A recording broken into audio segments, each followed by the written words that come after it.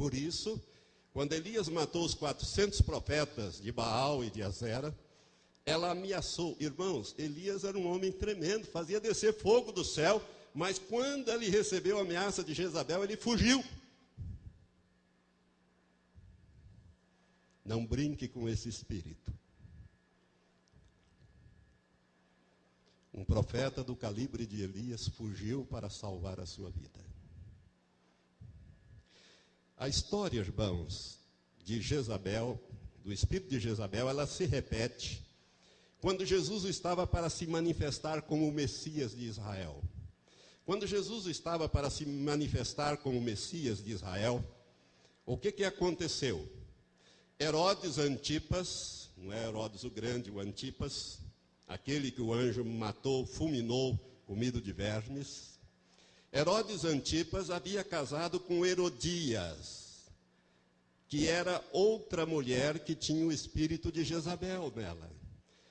Ela havia largado o seu marido, Filipe, que era irmão de Herodes, para casar-se com Herodes por causa do poder que Herodes tinha e também pelo fato de ele ser um homem fraco. E o grande profeta João Batista, que naqueles dias operava no poder e no espírito e no poder de Elias. Então a história se repete. Lá no Velho Testamento, 800 anos antes de Cristo, nós temos Acabe, um homem fraco, Jezabel, uma mulher forte, ambos com o espírito de Jezabel atuando, e o profeta Elias confrontando. No Novo Testamento, quando Jesus vai se manifestar ao povo de Israel como o Messias, aparece novamente o mesmo quadro.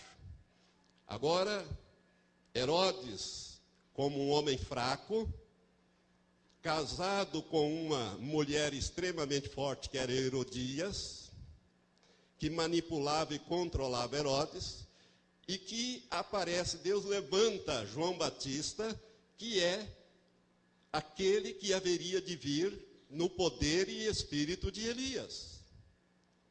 E o que acontece?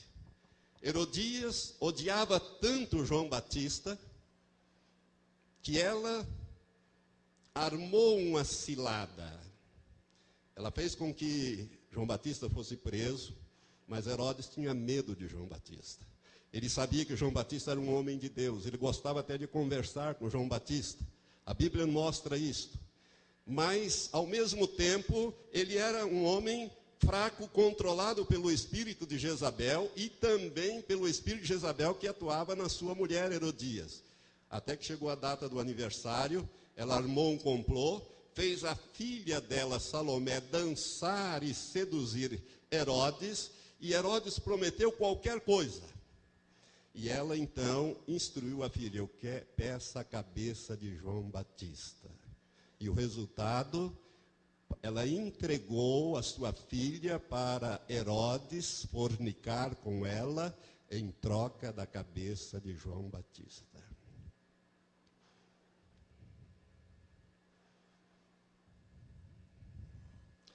Amados, como está se aproximando o tempo da volta de Jesus, novamente esse espírito de Jezabel, ele manifesta-se no mundo, nas igrejas e nas famílias.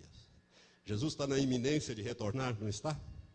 Novamente esse espírito se manifesta com força no mundo, nas igrejas e principalmente nas igrejas e nas famílias. Vamos falar então sobre a família. A família, irmãos, é a primeira instituição divina na terra. Foi Deus quem criou a família. E quando Deus criou a mulher, Ele a criou perfeita.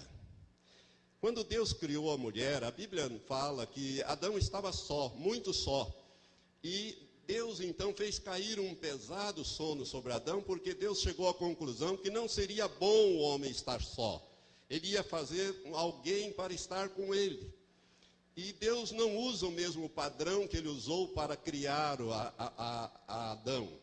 Ele não toma dos elementos químicos encontrados na terra, combina e faz o corpo, sopra sobre ele. Ele vai fazer Adão adormecer, toma uma das suas costelas com a carne, e com esta porção ele cria a mulher e traz a Adão. Deus a criou perfeita. E quando Deus a criou e a trouxe, ele a posicionou junto ao homem como sua ajudadora. Presta bem atenção nisso. Quando Deus criou a mulher, ele colocou a mulher junto do homem e a posicionou como sua ajudadora. A palavra ajudadora, tanto no hebraico como no grego é paráclito. É o mesmo nome que é dado ao Espírito Santo. É por isso que nós sabemos, a Bíblia diz, que o Espírito Santo é aquele que está ao nosso lado para nos ajudar. A mulher tem a mesma função do Espírito Santo. Ela está ao lado do homem para ajudar, auxiliar. É a mesma palavra na língua hebraica que, quando traduz para o grego, é traduzido por paráclito, que é o nome dado ao Espírito Santo. E havia uma perfeita harmonia entre Adão e Eva. Não havia dificuldade de nenhum relacionamento. Como existe uma perfeita harmonia na Trindade. A Trindade, irmãos, formada por Deus Pai, Deus Filho e Deus Espírito Santo, é perfeita. Mas cada um, todos eles têm os mesmos atributos. São oniscientes, onipresentes e onipotentes. Mas cada um tem uma função na Trindade. Deus é o Pai, Deus é o cabeça. É por isso que Jesus disse aos seus discípulos: convém que eu vá para o Pai, porque o Pai é maior do que eu. E quando eu for, vou enviar o Espírito Santo da parte do Pai, que vai estar com vocês para sempre.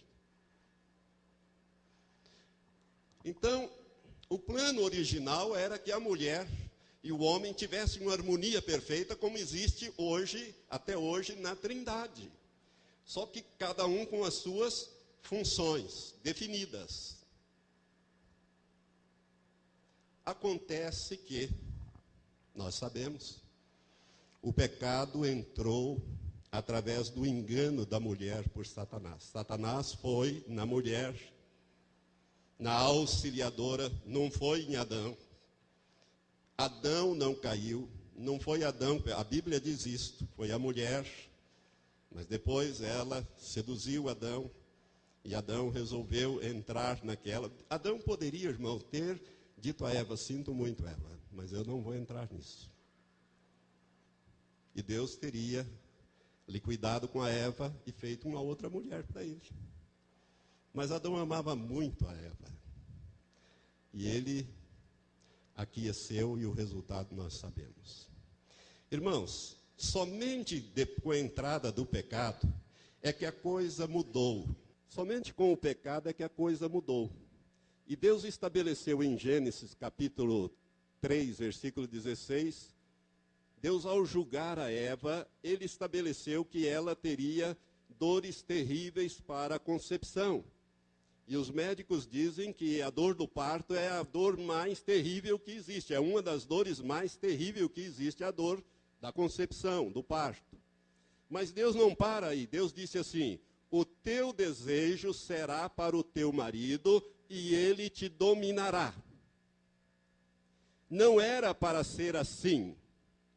Deus originalmente não criou assim. Era para funcionar como a Trindade, sem precisar de um dominar o outro. Mas por causa do pecado, Deus, ao julgar a situação, Deus disse: olha, o teu desejo, Eva, a partir de agora será para o teu marido e ele te dominará.